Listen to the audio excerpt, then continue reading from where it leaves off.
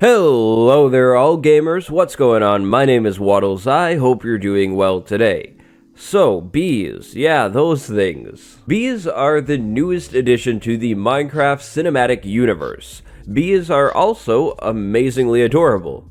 I would be loading this intro with bee puns, but you know, I don't want to bug you with that, so we'll skip those. Minecraft bees are, in all honesty, pretty unique. They are one of the only flying mobs in Minecraft, one of the only bugs in Minecraft, and they have some very interesting properties, such as their ability to speed up crop growth. These creatures were added last Thursday in the 19W34A snapshot. They are brand new features.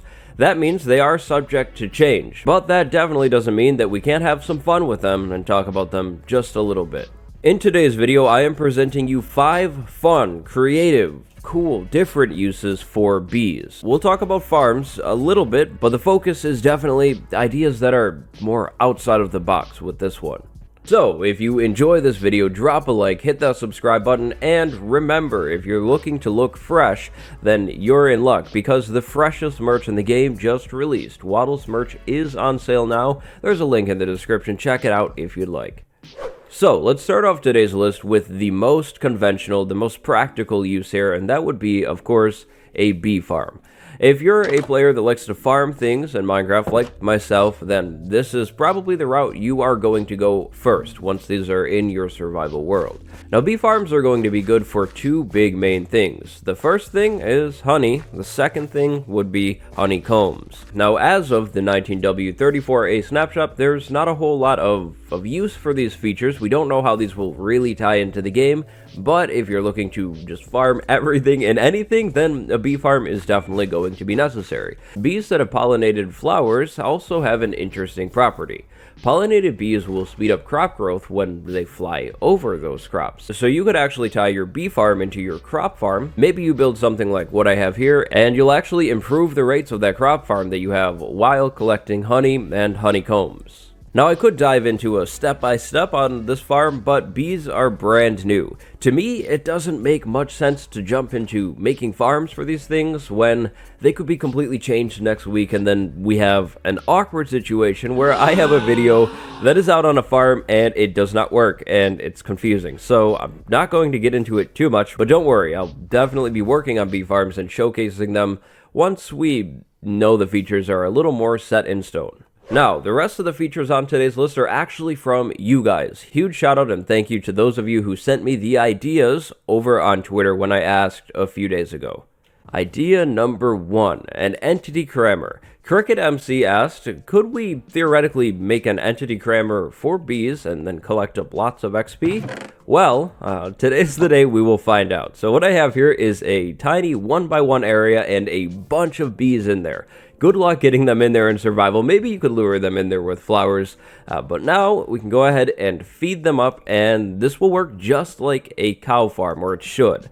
So maybe we'll get XP. Maybe we don't. I think what we're going to want to... Oh, okay. Oh, we definitely did get some XP. It's a little difficult to feed these bees as is, though, but maybe we could modify this with some water like we do with the cow farm, and these bees would be easier to feed. We could definitely get the XP from down low, though, and that's interesting. I'm bouncing around. Odd. Okay, so here's the idea. We'll drop water, and explode the bees everywhere. This is not good. Oh, not good. So another minor problem with this one is the fact that the baby bees can actually get out of this thing, but the water definitely helps a little bit. I can feed the bees a whole lot easier because they are moving around. So bee entity Kramer for experience? Technically possible, but might not be the most practical way for experience in Minecraft. Now, I apologize, sweet bees, but you are going to be a problem when I start doing the next one. Reese M suggested creating some sort of target practice minigame with the bees, and that is absolutely amazing. So, what I've gone ahead and done is set up some sort of little, I guess, shooting range, and then behind the shooting range, I have a hopper clock hooked up to 2 dispensers. Both dispensers have bee spawn eggs, so bees will be dispensed from time to time. We would stand over at the front of this thing with a bow that is at least decent and just play a little bit of target practice. Now, bees are interesting. If I were to run over and punch one of these bees, all of these bees would get angry at me. But it seems that if I stand here and I shoot the bees, at least as of right now, they don't really seem to care at all. Or at least the other ones don't seem to care. I don't know if that's because the bees are being killed instantly, so maybe they're not sending their anger around or whatever. But as of 19W34A, this is a safe thing. Now, to accomplish this in survival, you could very easily create a bee kind of holding pen and then release them every so often with some sort of water contraption, I imagine. This could be made more interesting and difficult if one were to add obstacles and probably a little bit more depth to this thing. This shooting range is not very long, so the targets are pretty close. Bees have an interesting movement pattern though, so I imagine if these targets were farther away, they would be a little trickier to hit. And I mean, I'm saying they're easy to hit, but my missed shots are quite a few, so yep. But this is definitely one of my favorite potential uses for bees. Like, I mean, it's kind of cruel. In fact, it's insanely cruel, but this is a little bit easier and a whole lot less predictable than creating a target practice minigame with like minecarts moving back and forth, because the bees movement is really just so random. The next idea is from Loot, and I absolutely love this. So, find a bee in your world, grab a lead, and then you can lead that bee around. The bee is now your friend, or at least it's forced to be your friend. Now, what does a bee kind of look like? Well, a floating square. And what is a floating square relatively close to? Well, of course, none other than a balloon. Now that bees are in Minecraft, you will no longer have to celebrate your birthday party alone. You can at the least have some bee balloons over at your party to kind of fly around your cake and just sit there and look cool. I really love this idea, and you know, this is such a nice decoration idea. This looks like the real version of those, like, balloons that you would get for a birthday that are, like, designed like something like Spider-Man or even better, Batman. Yeah. Kinda cool. Vitamin Y has the idea to create demonic bees by naming them Dinnerbone and watching them fly around upside down, and man, this one is definitely a little cursed. It's quite odd looking, quite odd indeed, but this idea could be combined with the last one to create a more interesting looking balloon that is now, I think it's still a bee, but it looks really weird. There's something about the Dinnerbone bees that are just horrifying. I don't know what it is, and it gets even worse when you anger them in survival, and then they're all red-eyed and flying at you, and then they're gonna attack you upside down, and it's odd, odd to say the least. Okay, calm down, guys. And last but not least for today's video, bees can be used to make another type of minigame. This time, a running minigame or some kind of race game where you have to keep moving or you are going to get stung.